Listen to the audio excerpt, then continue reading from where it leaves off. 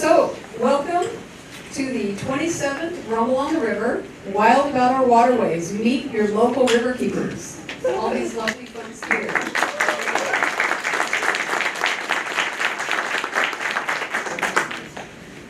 Let's see where my name is Lynn Spilleri Hamblin, and I'm a member of Extinction Rebellion PDX, Cascadia Magical Activists, and the Rumble Planning Team.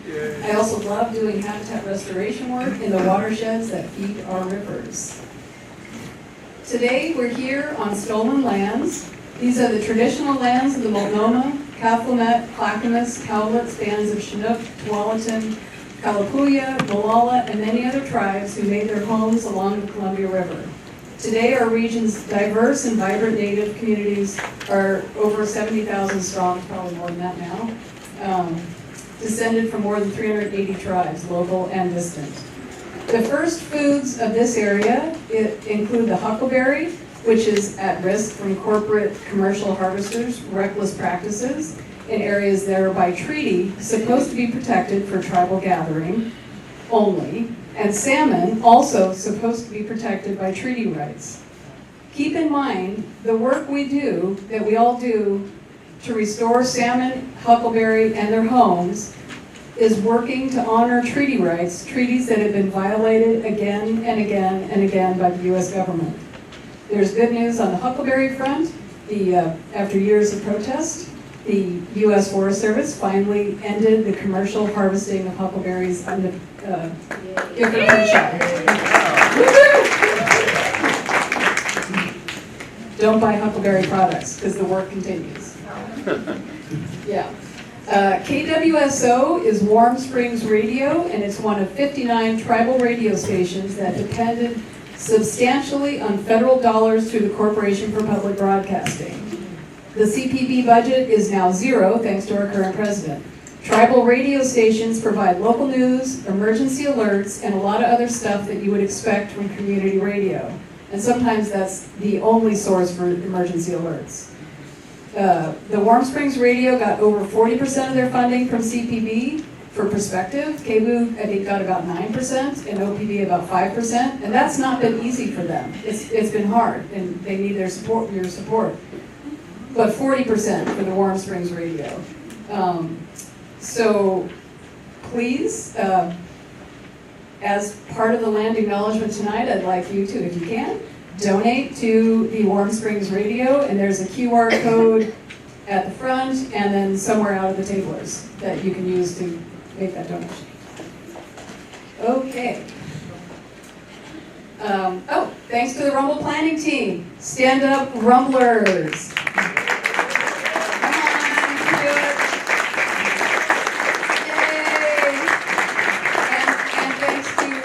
Barbara Bernstein for doing our videography. Thank you very much. And I hope you all have programs. Those programs are created by Mac McKinley. Thank you, Mac. Everyone who's here tonight. Thanks. And on the front of that program is information about our Riverkeeper panelists, including quotes and bios and all sorts of really interesting stuff. On the back is a handy list of contact information for our elected officials. Put it on your fridge and use it frequently. Also on the back, you'll find a list of our many, many Rumble co-sponsors. Some of them are tabling at the back. Please take the time to visit the tables out there if you haven't already, and sign up, get active, and support these organizations, including our 3 Riverkeepers. Who's here for their first Rumble ever?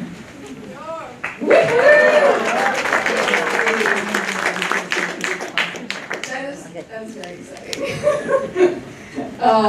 Okay, so after the panel discussion, there's going to be a Q&A, and we have index cards, and if anybody needs an index card, if you think of a question and don't have one, just raise your hand, and somebody will get you an index card. We're not going to stand up and have you all ask, it's just too chaotic, but we're definitely going to have a Q&A and would love your questions. There's also going to be some trivia, I think, so pay attention. Before meeting our most excellent riverkeepers, we're going to hear from David Beltran Barajas, from Oregon Citizens Utility Board, CUB. Welcome, David.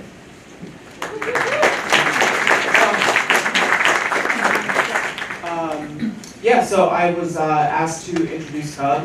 I've been working with Lynn and the rest of the Rumble folks on the next Rumble on the River for data centers. But again, my name is David. I'm with Oregon Citizens Utility Board, CUB. We've been around since 1984, and we focus on fighting for affordable, clean, accessible, and reliable energy for the people of Oregon.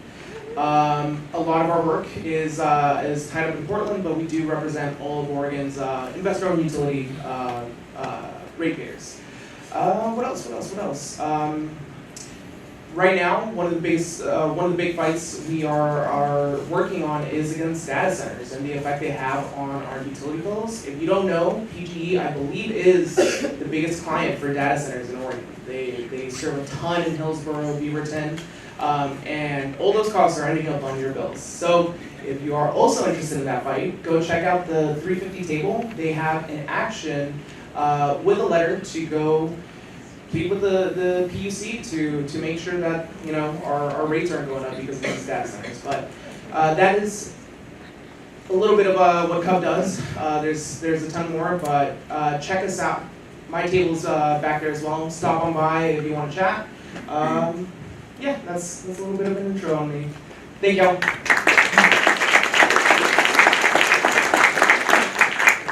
Thank you, David. And we will be having a Rumble in January, January 7th at Havara Shalom, and that's going to be on data centers. So put that on your calendar right now. It's a command performance. Rivers flow through our community and are part of our community. In this difficult time, with scary, awful national news, attacks on our immigrant neighbors, democracy apparently slipping away, fascism on the rise, and new roadblocks to any kind of environmental justice work, we need to support each other and our communities more than ever. And this includes our hardworking riverkeepers. So listen and learn and have fun. And I'm going to introduce our panel. First, we have the Executive Director of Tualatin Riverkeeper, Glenn Fee, and Advocacy Director, Kelsey Nakama. And from Willamette Riverkeepers, we have Co-Executive Director Heather King and Co-Executive Director Michelle Emmons. From Columbia Riverkeepers, we have Senior Community Organizer Kate Murphy and Staff Attorney Teryn Yazdani. And I gotta just say, at this time, lawyers on our side are so incredibly important. So give it up for lawyers that are fighting the fights.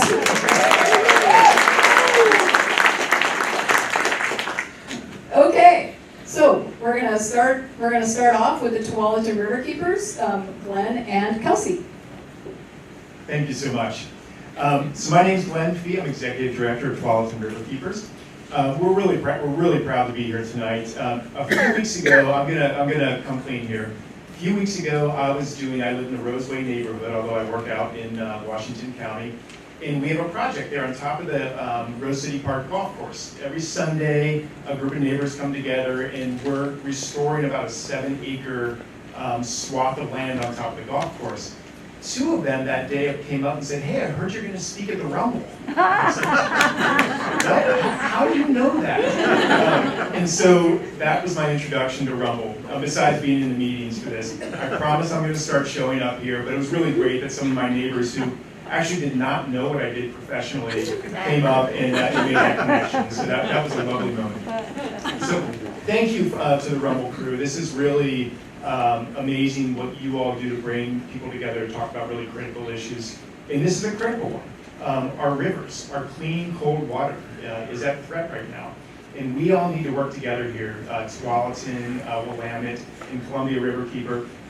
keepers. I also want to give a shout out and let everyone know that Rogue Riverkeeper is the 4th Riverkeeper group here in the state. We're fortunate to have 4 strong groups in the state, 3 right here with rivers that connect to each other. So Tualatin Riverkeepers, by way of introduction, I think we can go to the next slide. Great, thank you. We were started in 1993. And for those of you who remember, there was a proposed bypass that would have bisected Washington County. Imagine that, all those fertile farmlands right now. A bypass much like 205 would have come right through the heart of Washington County. So were any of you involved in that fight here? Tom and Lisa, of course, yes.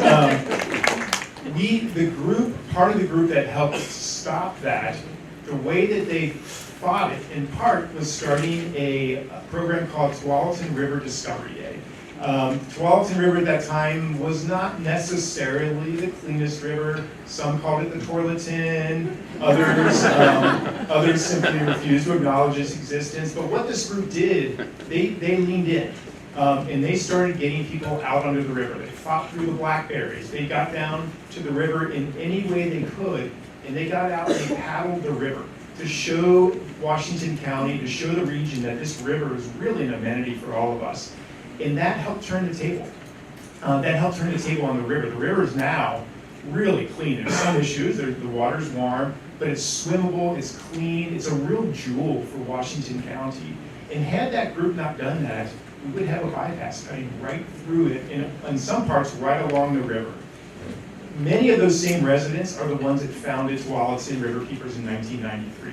So it really was a group of passionate residents. Our mission, is, like all Riverkeepers, is to protect clean, cold water. We do ours in somewhat of a unique way because we really have 3 pillars. We have restoration work, we have river experiences, but both of those are in service to our North Star, and that's our advocacy work. But that's how we get people engaged in our work, is by getting them on the river and getting them out doing restoration work. So I think we can go to the next slide as well. Great. So the Tualatin River watershed essentially runs, it's most of Washington County. We have a little bit of Clackamas County, a little bit of Multnomah, a tiny bit of Yamhill. But it's essentially the Coast Range. The headwaters are in the Coast Range above Barney Reservoir, so kind of way up above Gaston. It runs from the Tualatin Mountains in the north to the Chehalem Mountains in the south, in the Coast Range to the confluence with the Willamette River. And I'm going to actually show you these. We are a national water trail. We're one of a couple of national water trails here in the state. And we have these great new maps. So for anyone who goes to national parks, because we're a national water trail, we got the National Park Service. We got services from them to put together water trail maps. We have a new digital map, tualatinwatertrail.org, and we have these great maps. For those of you who are Park Service geeks, it looks like a Park Service map. I'm kind of excited about this. And these just came out this summer. So you can grab one on the table if you're a paddler. They're really a great way to get out and enjoy the river. So this event feels so pivotal and timely because of the issues that impact all of our work. Kelsey's going to talk about a lot of those as our advocacy directors, and as one of those great attorneys who's really dedicating themselves to what I feel is an incredible cause. We're looking at a lot of regional issues, from emerging contaminants like 6-PPD and PFAS, to the threat from data centers, and that was a great introduction from David. That is quickly becoming our issue. If you look at a data center heat map, it's right in Washington County, the western side of it near Hillsborough, Forest Grove. They're popping up like mushrooms. They are not good for land use. They're not good for water. They're not good for energy. Kelsey will talk about this, and so that's something that we're really, really focused on. We're also looking at issues like emerald ash borer. So the primary tree on the Tualatin River is the ash tree. It protects a lot of the clean, cold water. About 70% of the trees, approximately, along the Tualatin are ash. So we're dealing with how we're going to replace those to make sure that the water stays cool. And then we're looking at local issues like the CEI hub, another huge one that we are going to be really leaning into with our partners from Willamette and Columbia Riverkeepers, and making sure that we add our voice to that issue. So if we can go to the next slide, please. So again, our programs, we have advocacy, we have river experiences, and we have restoration. I'll talk quickly about our river experiences and our restoration. Kelsey will talk mostly about our advocacy.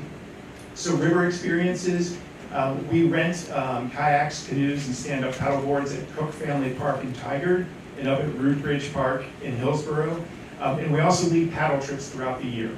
We work with a lot of groups in the upper watershed, the Islamic Community Center of Hillsborough, Adelante Mujeres, Centro Cultural, to get young people out onto the river. These are the ones that are going to be facing the impacts of our changing climate, and it's really critical to get them out to experience the river and to understand how much the river and the watershed is worth protecting. This is important to us, the river experiences, because we see that as the gateway drug.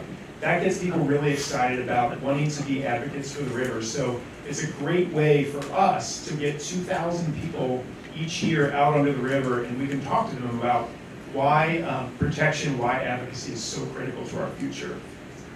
Part of that program, you'll hear from Kelsey, is our river runners. These are a group of citizen advocates who paddle sections of the river each year.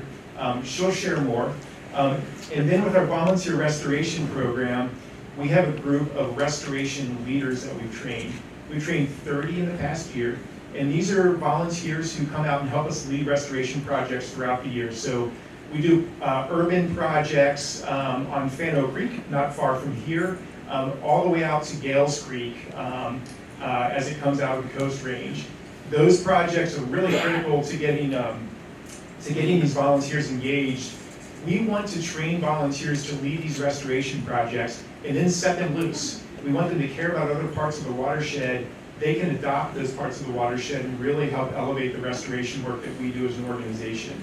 And I mention these two programs in particular because they're ways that we can engage people deeply. And they're ones that we're also really leaning into to make sure that we get people who are invested in our work and then are the ones who are calling their local officials when there are issues with data centers. They're calling their local officials, they're showing up at meetings to speak out, and they can do it with a real experience. And that's really helpful when advocates can come out from a place of having investment in the work.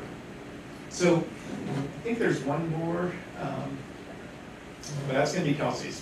So I'll hand it off to her in just a moment. So we are, I'll give two examples of some of the work that we're doing as an intro to our advocacy work. Over the past year, we have really, we've learned that one of our key roles is advocacy work is not fully effective until you get some of the agencies to actually do what they're supposed to be doing. And I'm going to give two examples of that. And this was a learning exercise for me as a relatively new executive director. One project we worked on, we were successful with, and I want to lead it with a little bit of hope. In the upper part of our watershed, there's a 2-mile stretch of the Tualatin River where two agricultural owners, we're not anti-agriculture, that's critical, and that's obviously why we stopped the West Side Bypass. They were essentially spraying down to the river. There was no cover on about a 2-mile stretch. Over the past 10 years, ODA has sent them strongly worded letters and with zero enforcement. We started showing up at ODA. We started really saying, hey, you need to enforce these. They've issued now 2 letters of non-compliance for a 2-mile stretch of the Tualatin River. That also comes with resources. So we're not the ones who just want to be saying you can't do this. We're working with the Watershed Council and we're working with the Soil and Water Conservation District to help replant those stretches of river. But it took us showing up and saying, hey, these are regulations on the books, ODA. You can't just send a letter, you have to enforce it. So we're seeing this as a really effective way for us to have a voice. The other one that I'll mention is a lot closer in. Our friends at the Portland Golf Club thought that it was really critical to dig out their pond on the golf club, and they wanted to take the tailings from the pond. So imagine golf club, all kinds of chemicals being sprayed, those chemicals going down into their pond, but they had to have that pond nice and blue throughout the year. So they were digging up the tailings. They proposed to dig up the tailings from the pond, place it along the Fano Creek Trail. basically in a wetland, which was unfortunately not designated as a wetland. That was a problem. For 3 years, we fought in every way possible. We fought water quality, we fought water quantity. We tried everything with DSL, with DEQ. What ended up happening is it ended up being simply a solid waste issue. And Washington County finally said, you can't put those bags along the Fano Creek Trail, not because of what they would do to the water, but simply because it was solid waste. And again, what this shows, and it comes back around to having citizens who care, these residents, similar to the people who started Tualatin Riverkeepers and stopped the West Side Bypass, they were dogged. They kept asking questions. Finally, we came up with a solution together, and that's what it takes. That's why we're trying to get our restoration volunteers more engaged in our work. That's why we have our River Runner program. Without these eyes on the river, without these eyes in the watershed, we're not going to be effective. So I'll pass it off to Kelsey. And again, thank you so much for being here tonight.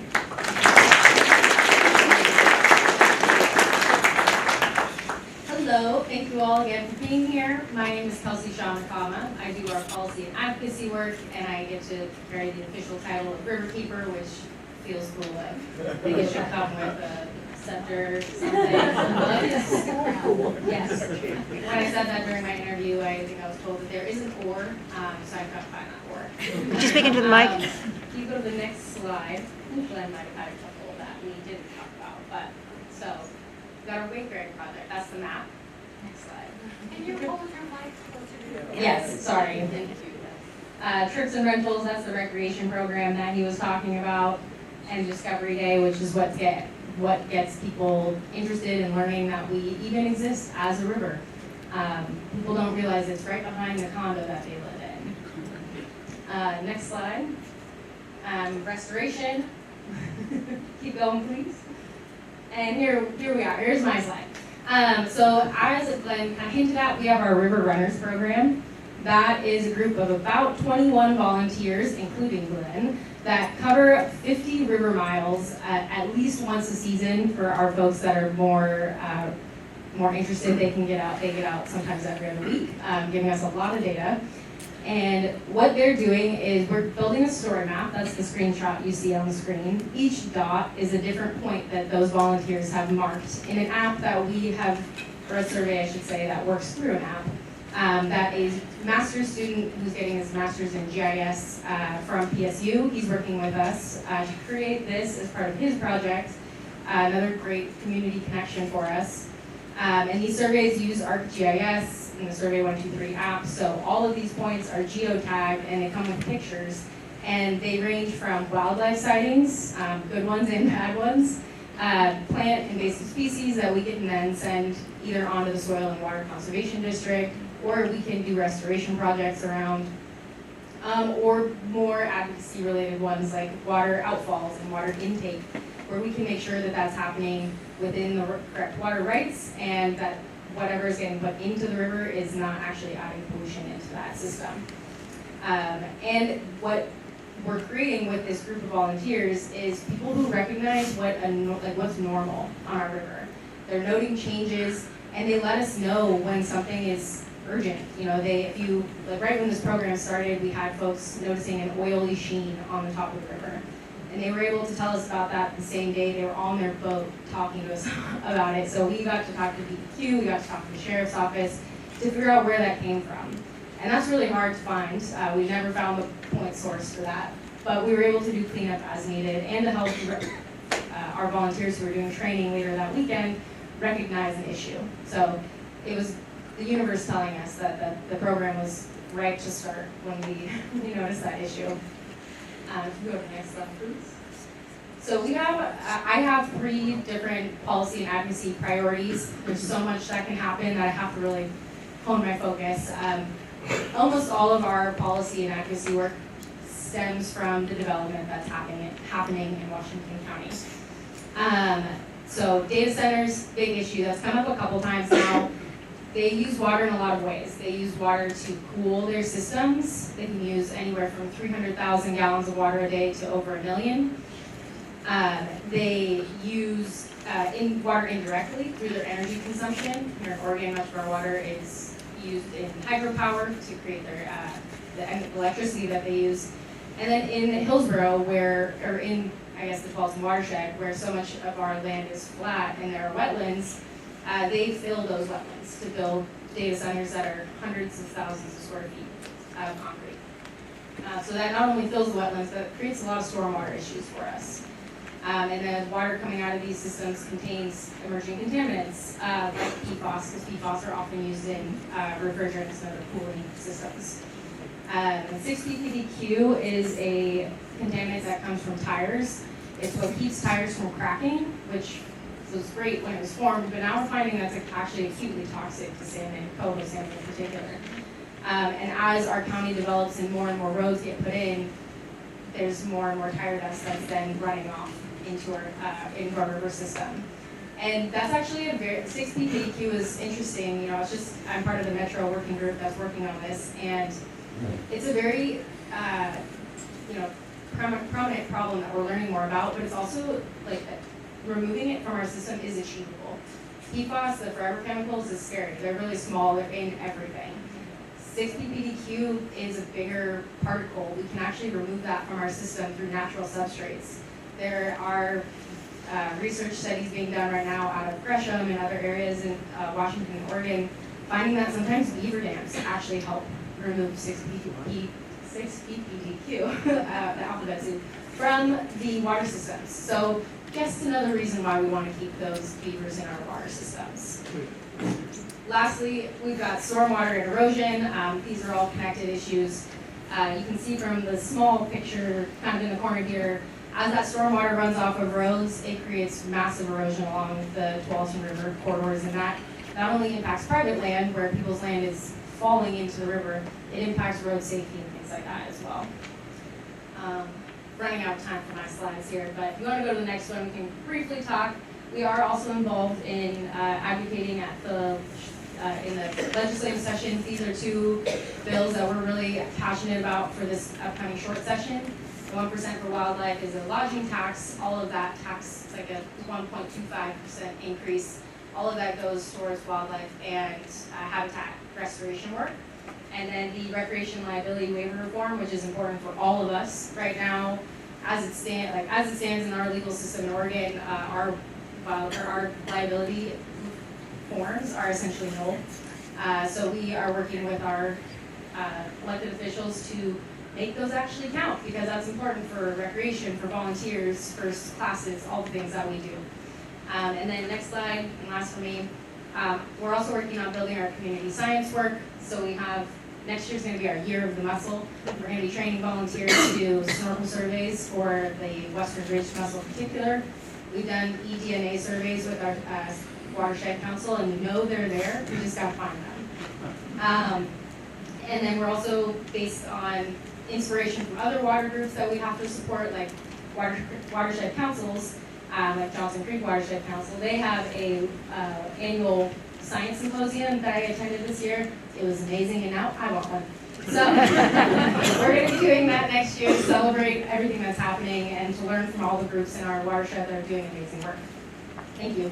Hello, everybody. My name is Heather King. I am co-executive director for Willamette Riverkeeper. I'm also the Riverkeeper for the Lower Willamette, and I have the privilege to share the responsibility of running the organization with Michelle Emmons, who can introduce herself in a second.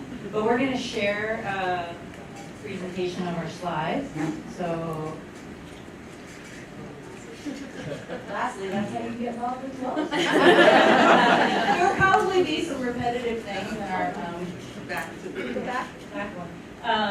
In our presentations, because as organizations we do a lot of the same work, and like Glenn talked about, we are starting to work on the same policies together to have a larger voice.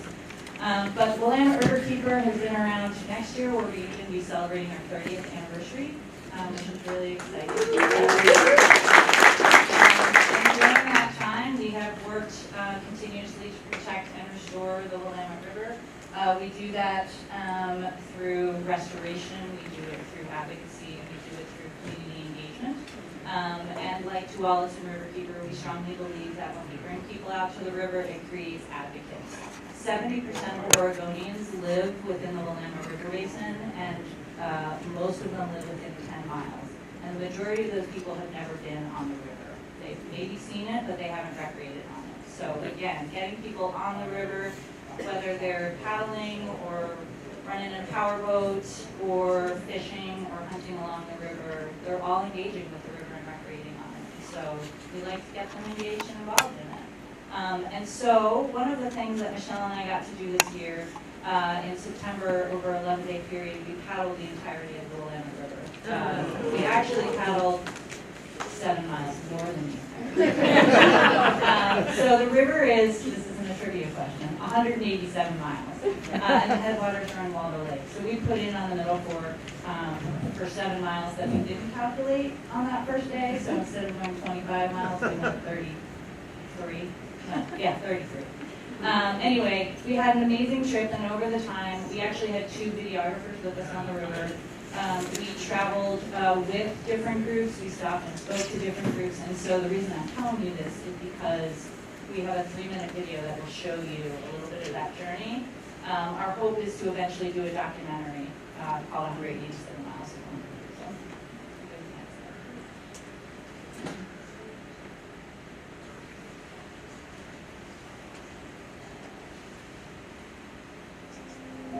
the Malala primarily lived on the foothills of the Cascades, but would come into the valley where they had their winter villages and encampments.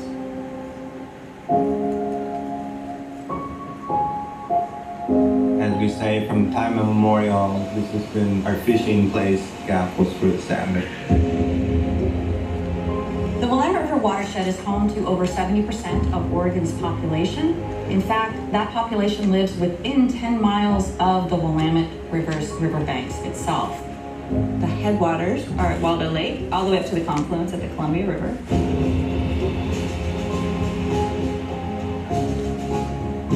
The Willamette's important for our drinking water. It's important for the agricultural needs of the communities all across the state of Oregon. The amount of wildlife that I've seen is incredible. I've seen as many as a dozen bald eagles. I've seen beavers. I've seen weasels swim across the river. Sea lions, but I've seen golden eagles hanging out there, bald eagles, osprey. By connecting people to the river, we are really helping people to understand that a healthy river is a reflection of a healthy community.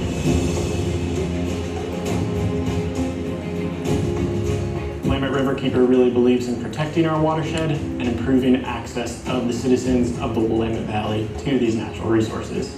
But we're a very small organization, and so we really rely on partnerships. One of the things that we both deeply believe is that when you introduce people to nature, when you introduce people to the river, they then become advocates for whatever that is. We are facilitators of solitude. We're providing a legacy for future Oregonians and people from all over the world to enjoy these places. The Willamette River is the lifeblood of our communities, and it's really the lifeblood of the state of Oregon. We go with the flow because we have to, because we are not in charge, the river is.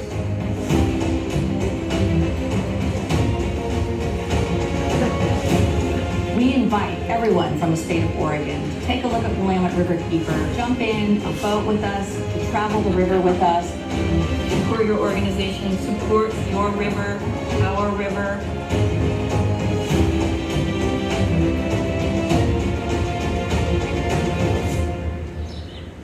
To learn more about how to advocate for the best policies to help sustain the river in your community, please check us out, Willamette Riverkeeper.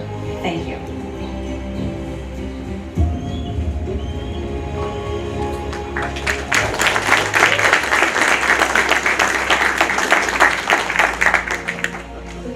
My name is Michelle Emmons. I am the co-executive director in Upper Willamette Riverkeeper, and it's pretty exciting to have 2 riverkeepers as part of one very long river. And part of the reason that we came into a co-leadership model was because we realized that there was capacity that was necessary across the entire watershed. Think about it, 187 miles plus all of that extra mileage that begins at the headwaters up the North Fork River all the way to Waldo, and then all of the drainages in the Cascades heading down the Middle Fork to Eugene and Springfield and all the way up to Portland. So I am feeling very grateful tonight. I also just want to point out that we have some board members that are here tonight. We have Kathy and new board member Rosemary that are here. We have our staff attorney, Lindsay, that is here tonight, and we have one of our recreation and stewardship coordinators, Teresa, that's here tonight too. She's out there waiting. And it's pretty incredible. We have just expanded our board. We're in some exciting times. We're going into a strategic planning process as well. The organization is growing at a time when maybe you wouldn't expect an organization to grow. We invite you all to join us in these times. We've got some exciting programs that are coming up. We'll talk a little bit more about that. I just wanted to point out that we have a lot of energy right now in our organization, and we're pretty excited to be moving ahead. So I'm going to hand it over to Heather, and she's going to talk a little bit about some of our advocacy programs. I neglected to introduce George, who you saw in the video. George is my service animal. He did paddle the entire trip with very little complaint. So anyway, one of the things that every Riverkeeper organization does is we do advocacy. And that is based in the United States by upholding the Clean Water Act. So what you may know, or you may not know, or you may just assume, is that the current administration is in the process of dismantling the Clean Water Act and also the waters of the United States. So we are all working to try and make sure that that doesn't happen, or we limit the damage that is done to that, but also trying to figure out ways to defend and uphold the rights of our rivers without having that legal backbone to do so. And big shout out to all the attorneys that figure out ways around that. Ours and the other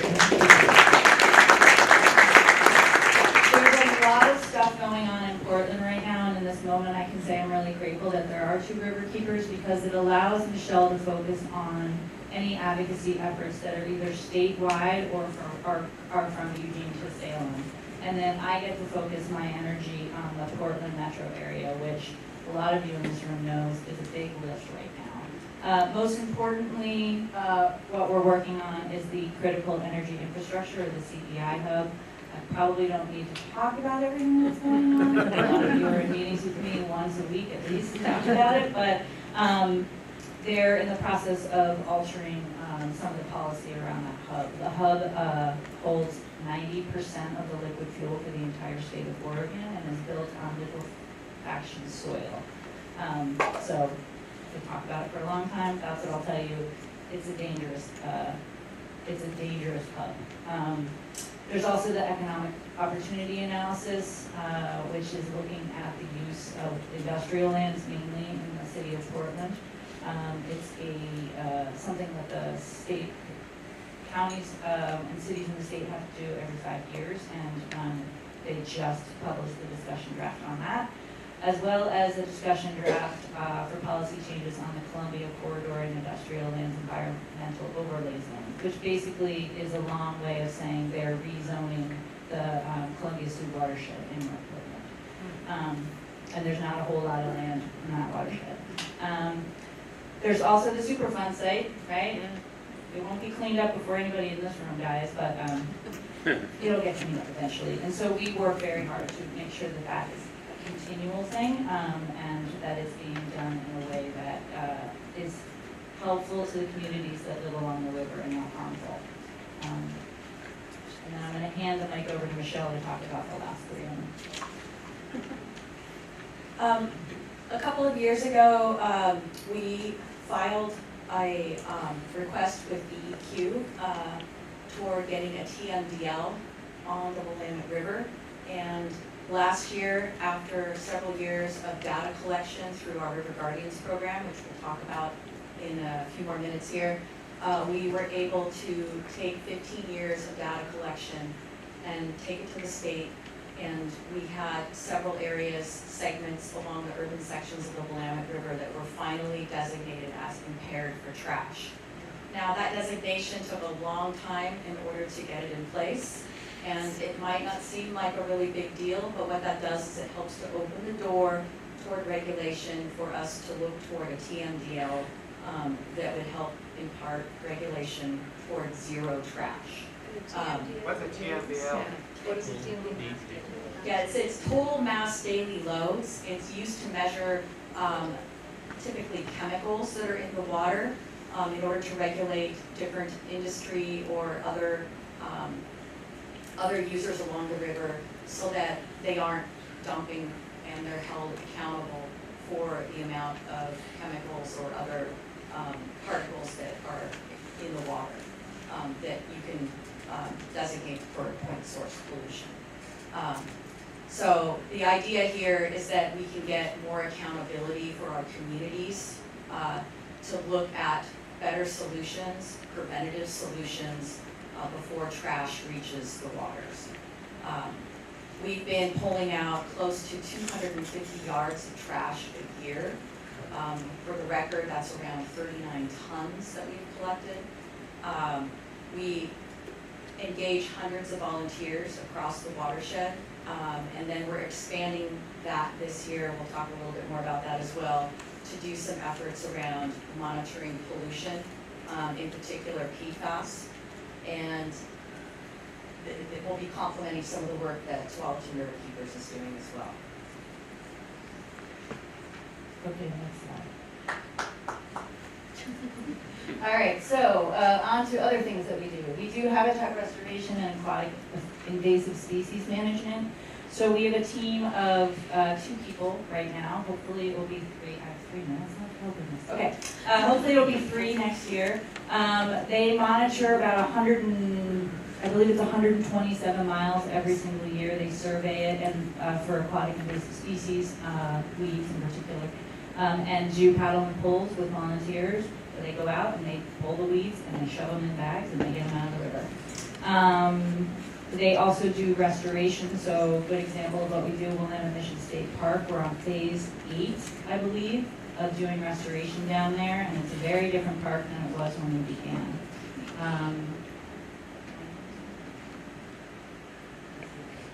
Okay, that's all I'm going to talk about. Now I'm going to shut. All right, over the past couple of years, we have strengthened our community of river stewards by hands-on experiences, getting out on the water, our Learn to Paddle Your Willamette Water Trail program. I talked a little bit about River Guardians, the amount of garbage that we've been able to pull off the river and engage people being part of clean water advocacy through their hands-on experiences. We've done birding paddles, and we have a discovery paddle program. And literally we're getting thousands of people out on the river in order to participate and connect to the river, thereby creating and fostering new stewards and the generation of stewards that will come behind us. We also do work on the Willamette Water Trail. The Willamette Water Trail is the first nationally recognized water trail in the United States. We work with the OPRD folks, the Oregon State Parks folks, to maintain the Willamette Water Trail, to provide great camping areas, and also just to take a look at habitat and areas for restoration work down the road. We also own 5 properties along the Willamette Water Trail as well, so we are part of the greater effort to restore the Willamette Water Trail. All right, you gotta go through these really fast. All right, so our last big slide is how do we get involved? We've got a lot of great events coming up. We've got our Trashy Tuesdays and Thursdays throughout the Willamette Valley area. We're ramping those up in the Portland area now with our team. And we've got some great events, including our new Paddle Oregon Reimagined. This is a more intimate paddle that will be a 4-day expedition event. And we're also bringing the indigenous community in on that paddle as well, so it'll be a celebration of culture this year. And then we'll also have our Pinot paddle in June. Hello. Thank you all so much for being here tonight. It is just so exciting to be up here together. My name is Kate Murphy. I am the senior community organizer with Columbia Riverkeeper, and I'm here with our amazing staff attorney, Teryn Yazdani. And we are just really excited to be sharing the stage with other Riverkeepers and getting to have this conversation about how we can work together moving forward. And yeah, we're just really excited to be here, and we think it can really strengthen our ability to make a difference as we move forward during these very strange times. Next slide, please.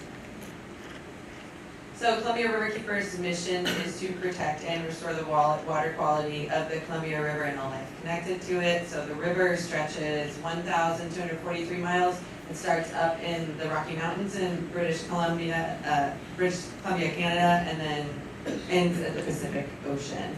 And we have our offices located in Portland and Hood River. So a lot of our work is centered in this region, but we do work up and down the river. Next slide, please. So Columbia Riverkeepers work is really rooted around relationship building. So we spend a lot of time working with tribal nations to protect and restore the Columbia River. We unite river communities all along the river and really try to show up and build trust in communities where they need support protecting their areas from either harmful developments or pollution or things that are not in the best interest of their community. And so in doing so, we really try to inspire people to engage in these like multi-generational fights a lot of times, where these efforts can hopefully end in celebrating these impactful victories to work to restore the Columbia River. And all along the river, we just work with dozens of different communities, both urban and rural, to try and support their needs. Next slide, please. So we're going to cover a lot today. We have a lot of different campaign areas. We're going to try and give you a broad overview. I know we're covering a lot, so I encourage folks to reach out afterwards. We can fill you in on interest areas or give you more information, so don't worry if we're going too fast. We're also, again, thank you to Barbara for recording and to Hoku for hosting us tonight. So we combine community organizing, policy, advocacy, litigation, communications, and science and education, because we really believe that the combination of all those parts is much stronger than the single parts alone.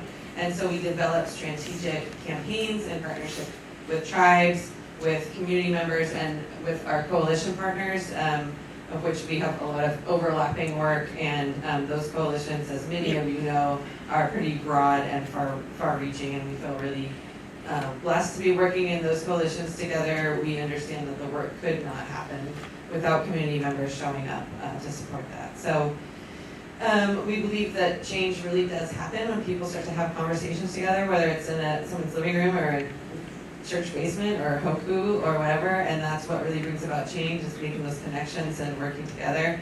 And yeah, so you can see that we do a lot of different types of things in our approach. Next slide, please. And so as we move forward through our presentation, we're going to take turns talking about this. But these are we divide our work into different main program areas. So we've got our clean water program, climate and energy, salmon recovery, science and education, cleaning up Hanford, and emerging issues. And so we'll just kind of briefly touch on each one of those to give you an idea of the work we cover. I'll pass it to Teryn. Great, thanks. Next slide, please. I'm going to quickly talk about our clean water program area. I am the lead attorney in this space. So every person, we believe, has the right to eat Columbia River fish and shellfish without fear of toxic pollutants. And today, unfortunately, that is just not the reality that we are living in. And in order to address those problems, we take people to court, we expose threats to water and health, and we fight alongside tribes and impacted communities so that we can hold governments accountable and protect clean water for all. Next slide, please. So some of our campaigns that I want to talk about today are the Bonneville Dam cleanup and talking about enforcing the law, but we have other things that fall kind of in this campaign area. So the Columbia River and the communities that depend on it face serious threats from toxic pollution. And every day, thousands of pipes discharge toxic pollutants from industry, cities, dirty stormwater runoff, as well as pesticides and heavy metals that enter our river. So it's from numerous scattered sources, including agricultural runoff and through the air, but also through point sources, which the Clean Water Act addresses. So next slide, please. This is one of my wheelhouse areas. I will keep it very short. But the Clean Water Act is a super, super important statute, as we've already heard earlier this evening. And Clean Water Act enforcement suits using the citizen suit provision are just so important. They're the most frequent type of litigation that Columbia Riverkeeper brings, and they really give organizations like ours across the board ways to really fill gaps when regulators often fall through and they fail to stop illegal pollution. So just really quickly, this year alone, we have settled or initiated 5 Clean Water Act cases, and this has resulted in really strong new compliance measures for violating facilities and generated around $445,000 in penalties. And the way those penalties work, they don't go to benefit Columbia Riverkeeper. Instead, we try to get that money back into impacted communities. So through something called the Supplemental Environmental Project, or SEP, that's the way that we get that money back into communities, share with tribal nations, and really support projects that are trying to benefit the impacted watershed. Next slide, please. So really quickly, want to share about the Bonneville Dam cleanup. This is a long-running campaign of ours. For decades, the Army Corps of Engineers dumped toxic waste near Bonneville Dam, leaching poisonous contaminants into the Columbia River, causing resident fish there to have some of the highest levels of cancer-causing PCBs in the nation. As a result, Bonneville Dam, about 1 mile upriver to Ruckle Creek, there is a do not eat advisory for resident fish. If you stop by our table and say hi to Juan, you can play the fish game, which is really cool. I would encourage you to try that out. But really, as a result of this do not eat advisory for resident fish, the only fish considered safe to eat in this area are the migratory ones. So think salmon, shad, steelhead. And for lamprey, there is a limited consumption to 2 to 4 servings a month. So this was officially listed as a Superfund site by the EPA in March of 2022, which is a huge victory. There was years of pushing for cleanup on this, and this is just a really hard-earned victory that could not have been possible without the leadership of specifically Yakama Nation and the community members as well as elected officials that stood up for clean water. And a big part of the work that we're doing now is making sure the cleanup moves forward, because the Corps loves to drag its feet. Next slide, please. So just really quickly on Yakama Nation specifically, they have spent more than 2 decades demanding that the Corps protect the Columbia River and clean up its pollution near Bonneville Dam. Every day the cleanup is delayed, health, trust, treaty obligations are eroded. And so by joining with tribes in their demand to clean up Bonneville Dam, we can ensure that all people safely bring home locally caught fish and feed their families. I'm going to pass it back to Kate. Okay, so I'm going to talk about climate and energy, the oil trains, frac gas, pipelines, fossil fuels, new emerging fuels. You all know the drill. There's a lot going on there. And so Columbia Riverkeeper really worked to organize and advocate and win against these dangerous proposals and the companies who are already actively doing damage and creating this climate crisis that we're experiencing, and we want to do that while advancing just transitions as well. So it's really important to us to work directly with the most affected communities, make sure that their needs and their voices are being lifted up, and that they're not being disproportionately burdened even further, or that we're not pushing that burden onto other communities. Next slide, please. So we have a pretty ambitious goal, which is to defeat every new and expanded fossil fuel proposal infrastructure refineries on the Columbia River, and to defend against false solutions and greenwashing that are contributing to the climate crisis. And we want to do that while leveraging victories and to advocate for equitable, sustainable solutions, like I mentioned, just transition, making sure we're not displacing the burden, and really working together to make our communities into the safe, healthy, livable places that we want to share together. So we have a number of different campaigns. We work, as I said before, I can't stress how important it is for us to work in coalition with partners, with community, with tribes, and we really together have built a strong resistance to dirty energy and greenwashing, particularly in this region. We've been very successful, and we have built a toolbox that has a lot of really good tools that we can share with communities who maybe don't have those tools yet and are facing similar fights, so they don't have to start from scratch. So a few of our campaigns in this arena are Next Energy. We've got the GTN Express Frac Gas Pipeline, Protect Push Pump, Zenith Energy, which many of you I'm sure have heard of, and then the Critical Energy Infrastructure Hub as well. Next slide, please.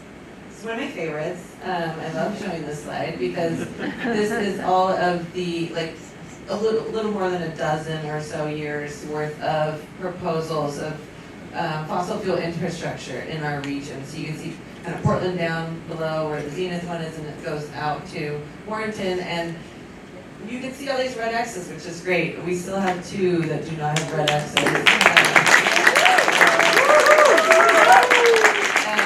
And we see global partners up there. That's also where Next Energy is trying to build a refinery in a really pretty critical area with invaluable farmland. And then we have Zenith. So these are things that we're still working on. Get those X's on there. And yeah, so I just, the momentum's strong, but you all know we're facing some, pre-existing and new and weird threats, right? Like they're really trying to undercut the tools that we've leaned on pretty hard over the years, and so it's more important than ever for us to be creative about our solutions, to really reach out to our elected officials and local officials and make sure we're building those relationships and to talk to our community members. I'm going to pass back to Teryn for salmon recovery. Next slide. Next slide. Awesome, thank you. So our salmon recovery area, the Columbia River, as I'm sure some of you all know, once produced more salmon than any river on Earth, and today populations are just a mere fraction of what they were historically.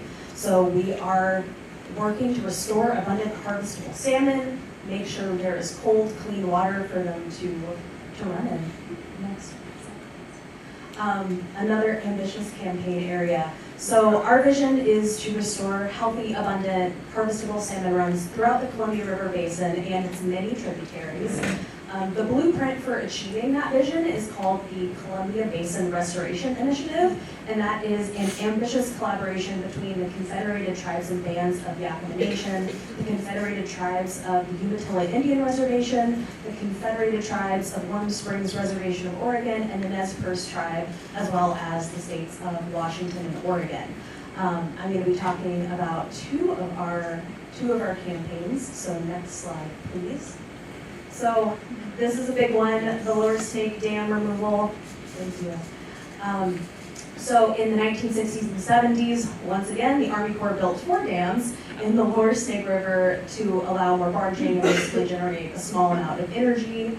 These 4 dams decimated the salmon runs along the Snake River and really transformed the Lower Snake River into a series of warm, shallow lakes that just made it impossible for salmon to survive, with predators, dam turbines, and just hot water killing a bunch of migrating salmon throughout the years. So we are uniting around solutions to remove these 4 dams and working towards a future that includes all of the needs for salmon agriculture and clean energy. Next slide, please. This is an emerging campaign and one that I can talk ad nauseum about. If you have questions, please hit me up after. So just really quickly, the power line under the Columbia, there is an out-of-state developer called Cascade Renewable Transmission that wants to bury an almost 100-mile high-voltage power line in the sediment of the Columbia River.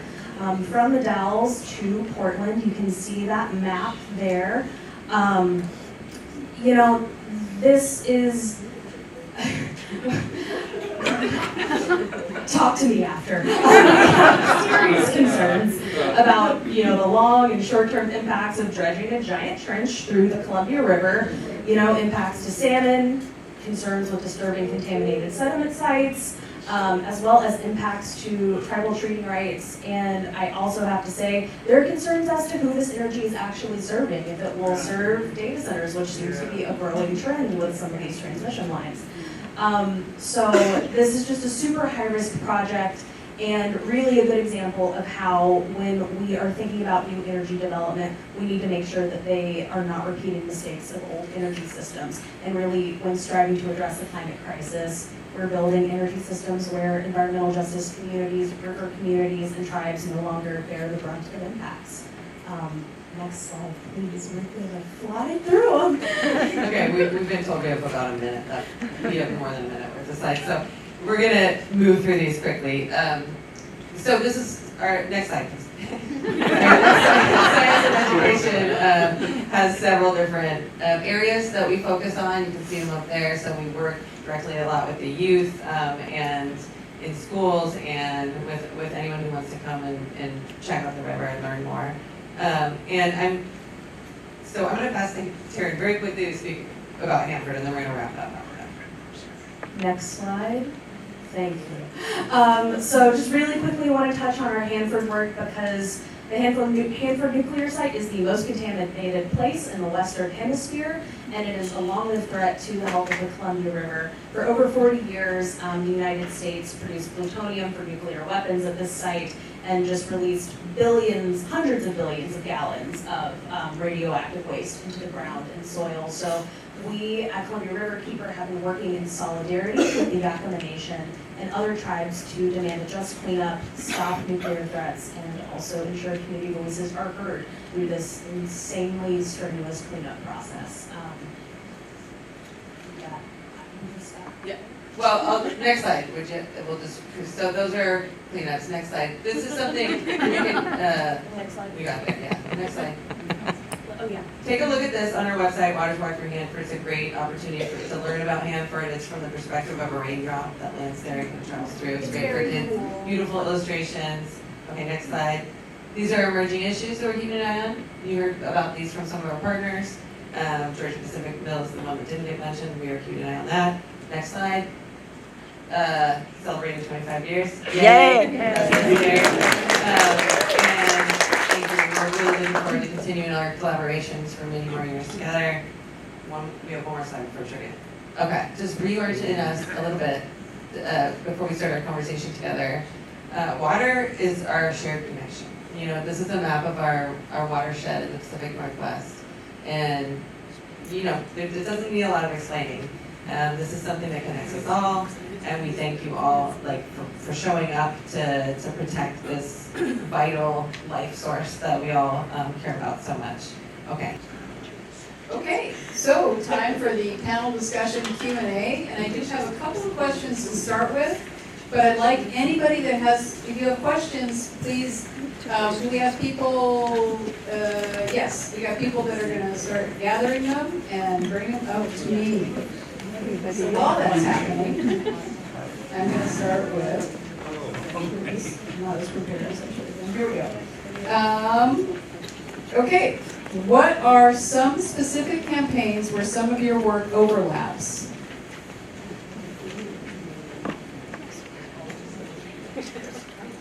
Okay, yeah, I mean, like Kate was saying, our water is all connected. So pretty much all of our campaigns overlap in some way because our river empties into the Willamette, which empties into Columbia. So all of these issues are together. I think something that I heard all of us talking about, is data centers. How much energy they use, how much water they use, the impact they have on the land around them. I'll take that one. That's my thing that keeps me up at night. I think mine is the CEI hub, and we're all working on that one. Yeah, I would agree with that, with us. And my brain said upholding the Clean Water Act. So. We also have another couple of legislative issues, our 1% for wildlife issue. Anytime that we're going in, we're speaking with our legislators. I can tell you that everyone that's sitting up here, we've all worked together on several things. We're looking at the PFAS legislature right now. We were working with both Waterkeeper Alliance and also with Columbia and Tualatin. And we are starting to move some of our legislators forward in order to protect our watershed against those chemicals. How many riverkeeper groups are in Oregon? And a follow-up to that, should there be more? I'll take a stab at it. There's 4. There's 3 of ours, and there's Rogue Riverkeeper. There's other organizations that act as waterkeeper or riverkeeper organizations. They do similar work as we do. There's the Shoots Conservancy, is that the correct name of it, based out of Bend. So they do similar work. It's really whether they're very grassroots, Riverkeeper and Waterkeeper organizations. So a lot of times it's whether the citizens who are starting these organizations choose to affiliate with the Waterkeeper Alliance. And I'll just actually say kind of a bigger picture one. Waterkeeper groups are much more prevalent in the South. And the reason for that is apparent. There are no, the Clean Water Act is still what they need to go to. Fortunately, we have state regulations. A lot of the states in the South have almost no regulations. And they're fighting things like hog farms. They're fighting things that we fortunately don't have to worry about as much. So it really is dependent on whether groups choose to start organizations or not. Thank you. What are some of the strategies you use to work together? Starting with events like this. Well, I mentioned a little bit about Powell, Oregon, and Tualatin Riverkeeper has been a wonderful partner in bringing people together. During our 187 Miles of Wonder, we actually took a trip from Tualatin out to the Willamette Narrows, and so it was great to have a little bit of extra support there. But I think what's really important is that we're all working together on community engagement, whether we're talking about legislative issues, whether we're connecting people to get out on the river, whether we're educating people about the wildlife, or bringing them out to do the surveys, to do the water quality monitoring. I think all of our organizations are doing those things together. And Kate had mentioned that this is a watershed. We're all connected. We all either live upriver or downriver from somewhere. Yeah, and I would just add, just being a community right now is so important, and we all do so much hard work. I know so many of you volunteer your time to do this really incredibly important work, and I would just encourage folks to instill some joy into your engagements with each other. We deserve it. It's motivating, and it can attract more people to the movement. But yeah, I think you all are doing what we need to do. We just need to do so in a way that we can maintain over the long time and bring more people in. So I think, incorporating joy is a good way to do that, welcoming more people in, because we are dealing with a lot of heavy stuff, and so I think it's helpful.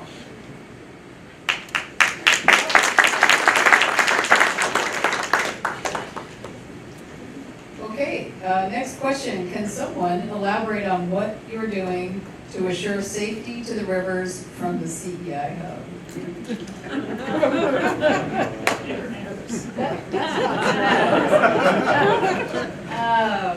Well, how much time do you have? Actually, I'm going to give credit to a lot of organizations and community advocates.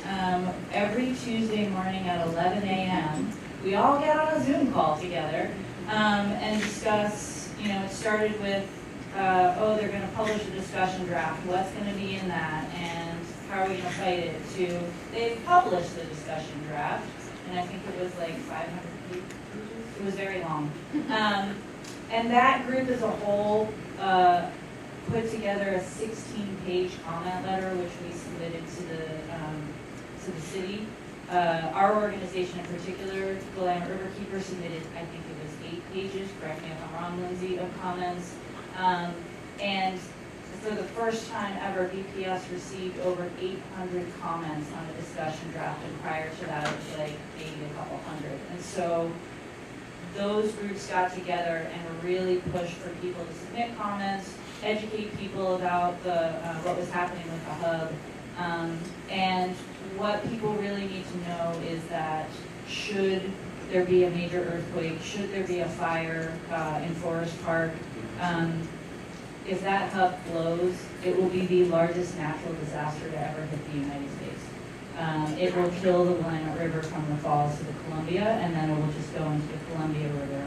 And that's why it's an important issue for all of us to work on, because it affects the Tualatin as a tributary of the Willamette is a tributary of the Columbia, and then it'll just wind up in the ocean. So what are we doing? We're trying to get policy change. We're trying to make sure that they seismically retrofit the tanks at the hub, because they aren't We're trying to make sure that they build barriers around the tanks, which they don't currently really have, and that they're doing things that protect people and the environment over industry. So there is a rally on December 16th, right before the EPS testifies to the Planning Commission, and then you can do public testimony as well. So sign up, submit testimony, either written or oral, show up to the rally. It's going to be super fun. And talk to us. When we send out alerts, read them. Call your legislators. It is because people submitted all of those comments that when they published the final draft of what they want to do, we got a lot of what we asked for, and I think a lot of people read it and went, what just happened? Like, they listened to us for the first time, I think, in a long time about some stuff, and it's really cool. I just want to give credit to so many folks who did such good work educating our electeds before they were elected on the issue, so that people really understood what the critical energy infrastructure hub was and what elected was. But, it's really important to continue doing that, right? Like, if we can connect with our elected leaders or our potential elected leaders and help educate them so they know how important this is, I think that was a really effective tactic. We made a very strong city council who's very supportive of helping the community move forward this protective, preventative work. So, yeah.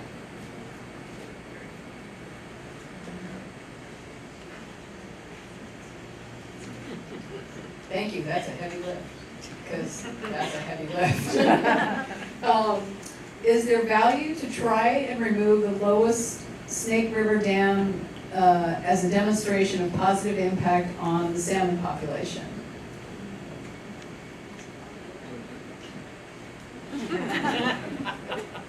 So, I would say any dam removal is going to be impactful for the health of the salmon in the river.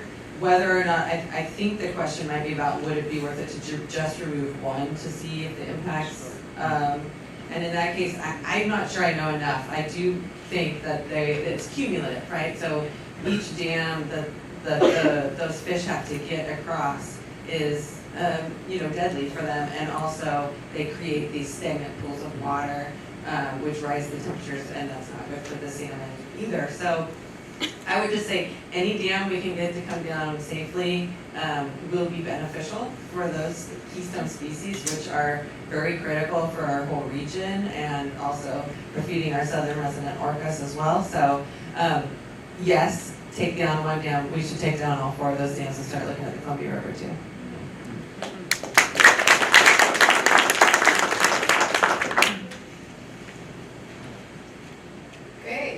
Is the Willamette Riverkeeper working on the ever-increasing light pollution through the industrial area north of the St. John's Bridge along both sides of the Willamette River, affecting people, birds, fish, and something? Sorry, I can't read the last one. The answer to that question is no, but I will now add it to the list of things that I need to work on. Whoever asked that question, if you want to come talk to me after we're off stage, I'm happy to have that conversation. Audubon, Bird Alliance of Oregon. Yeah. The comment was the Bird Alliance of Oregon. They've been leaders in that, so thank you. Great question. Okay, let's see, so how is AI related to data centers? A lot of our technology has led to the data center boom that we've seen. Cloud storage is a big one, but now it's generative AI. That requires so much memory, and that in and of itself uses so much water. I read something in, I think it was the Oregonian or one of our local newspapers recently that was like asking ChatGPT to make 100-word paragraph or email uses a water bottle sized amount of water. And think of that over, like, you don't generally, I mean, my husband uses ChatGPT and we have conversations about it. And I will say, you don't usually ask it for the one thing and then walk away. You haven't rebuild it, you haven't remodel it, you haven't make the second version. So those are all accumulating to more and more water usage. So AI is a huge push. You see that ChatGPT is or OpenAI, I think is a company that runs that. They're the owner of many a data center. You see Meta making all of the ones out in Dallas in that area. You see Google, all of these companies that are now competing to be the best AI version. They're all the ones building these massive data centers. And as we've seen with technology, since it formed with the first supercomputer taking up an entire room, like these things get smaller every 5 to 10 years. So now that we're building all these massive data centers, what happens in 10 years with that technology? It's going to get smaller. It's going to be able to fit in your neighborhood. But then we have all these massive data centers that are taking up all the land and have ruined farmland that is world-class soil. So it's a problem of many features and facets.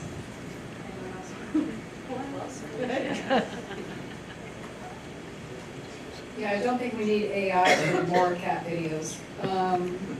Okay, instead of just trying to increase the lodging tax, why aren't we advocating for a big tax on data centers? That is an excellent question, and one that I would love for lawmakers to be working on. I think that's a data centers. The one thing I'll add as well is they don't produce jobs. There's very, very few jobs for the size of them, maybe a dozen when they're completed. They talk about construction jobs. And I know this isn't really the question, but those don't provide a tax base, so they need to be taxed up front. So I'm dodging it a little bit, but I absolutely agree. I have more to say on data centers. In Washington counties and Hillsborough specifically, a lot of the data centers are incentivized to build there by not having to pay their property taxes for up to 5 years. So not only are they taking up valuable land, they are not paying property taxes, though our school systems are suffering from this. They're not supporting local organizations. You know, a farmer in North Plains, Aaron Nichols, who's worked really hard on this issue, made a really great point that you don't see Little League teams sponsored by data centers. They're not invested in our community. They're just giant buildings that are running 24/7, so because they don't need people to work there. So they're just humming that whole time and using water that whole time. I have a lot to say on data centers. There's been 30 built in Hillsborough alone since 2011.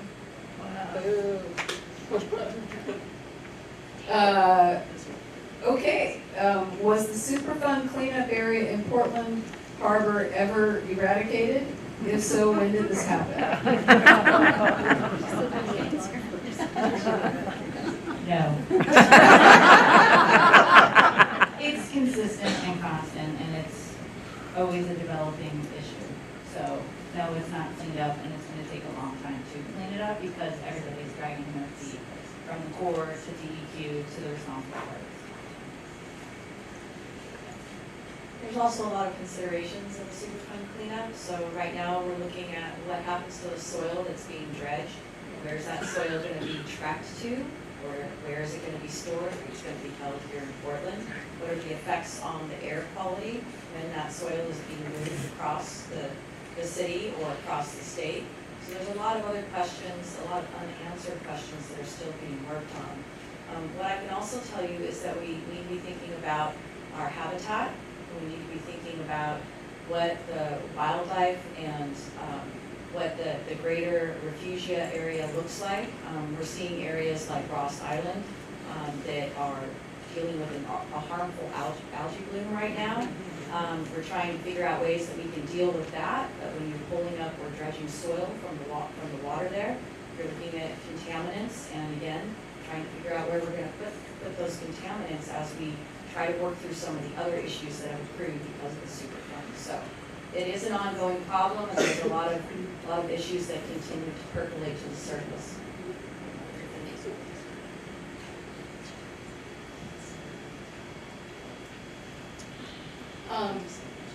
I have a question. Why should we care about the mussels other than they're kind of cool? I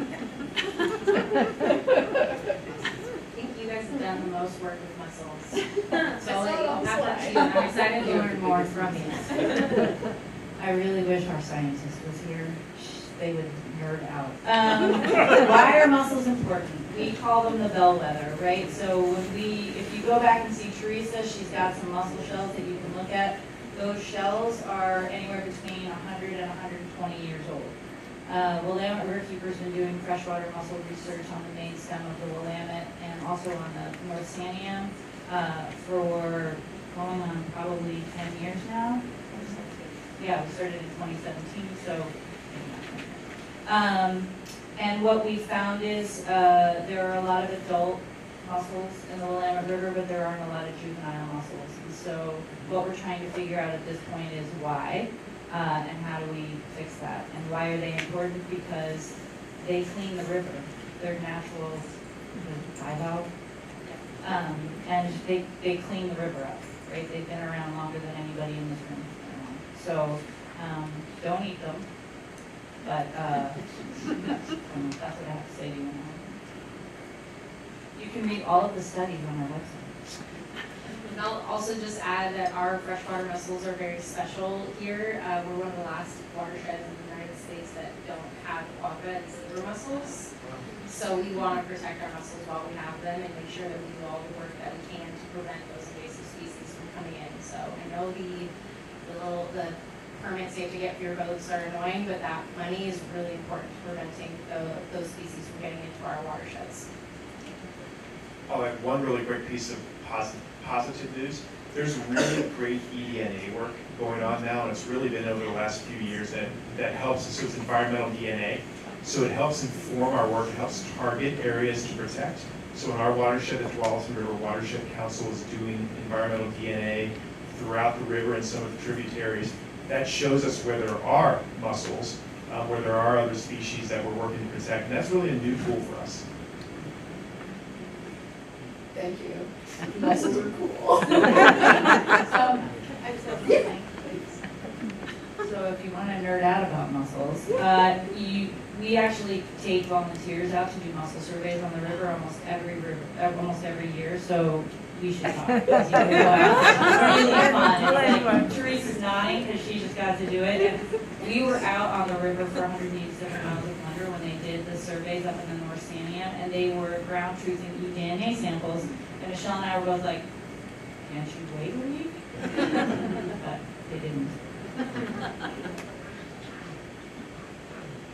Thank you. Any more questions from the audience? Anybody not have their card in? How long did it take you to do the 187 miles? We did it in 11 days. 11 days. We wish there were more days. It was fun. It was amazing. And we're doing it again next September. Nice. Okay, question down there. Willamette, the picture on the screen right now, is there anything in the near future that will turn some of that water free? At the falls? Yeah. I don't understand. Oregonian newspaper this week said there's 3 development projects around the falls. Oh, yeah, there are 3 development projects. So the Grand, Ron bought the paper mill, I think it's the Blue Heron paper mill, which they're tearing down piece by piece and recycling along the way. If you haven't seen the plans for that development, it's pretty amazing. And then on the opposite side of the falls, that's where Kate Brown's organization just received, I think it's like $45 million, and they're trying to purchase some land, and they're working with pretty much all of the other tribes, aside from the Grand Ron, to create a natural area on that side.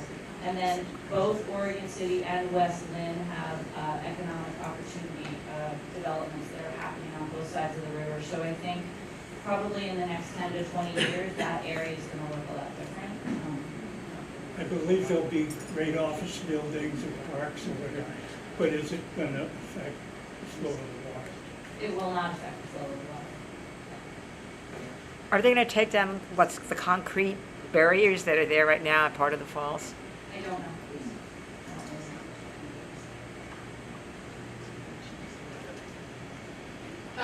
So we do have a few minutes. I would like do any of you, some of you had to like cut your thing short. Is there like one thing you would like to add that you didn't get to talk about?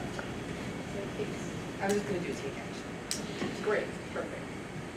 Jim, if you wouldn't mind going back one slide. Thank you. We just have a take action slide. Yeah, there we go. The next Rumble 28, is called What's the Deal with Data Centers? It's on January 7th. Doors are at 5:30 at Havara Shalom, downtown on Northwest 18. And then we've got our websites for all the different Riverkeeper groups up there. So if folks want to reach out to us, get more information, feel free to do that. There's also an upcoming statewide webinar on December 4th called Perilous Fuel Tanks, Oregon's Ticking Time Bomb. And that's from 6 to 7:30. You see, oh, Nikki's got the flyer there. Thank you, Nikki. And I would be remiss if I didn't thank our board member, Carlos, for coming, Kayla, our Director of People and Culture, and Juan, our community organizer who's been at the table for us. And again, I know we're still talking, but so much gratitude to all of you for showing up tonight and learning more about this. I just wanted to thank the Riverkeepers for Yes. all the wonderful food that we Yes. prepare.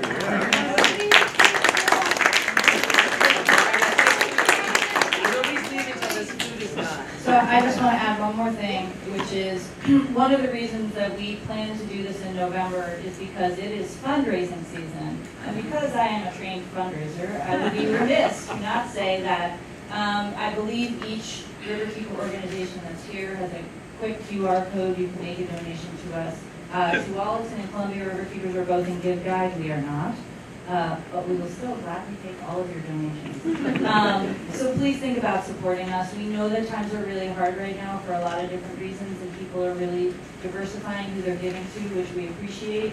And the environment and our rivers also need your help as well. I think on behalf of all of us, I want to thank all of you for all of the amazing work that you guys are doing.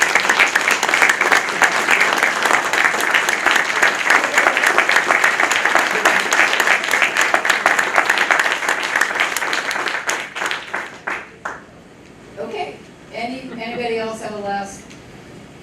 Okay, and I do want to also thank the Hoku events on Madison for providing this space. The Rumble planning team, just so you all know, our budget is zero. So we really appreciate when our event spaces are donated, and I just want to thank the Hoku events.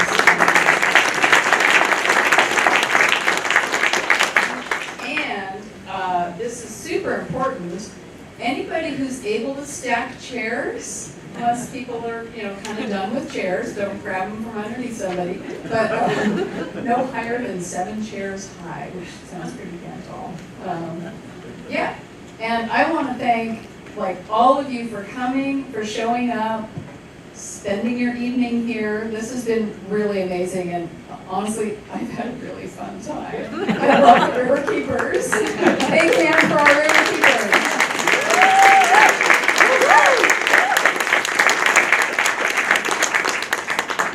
All right. Your job is to eat food, drink tea, and go to the tables. Go to the tables. You got a little bit of time there, and enjoy. Sign up, donate, do the thing.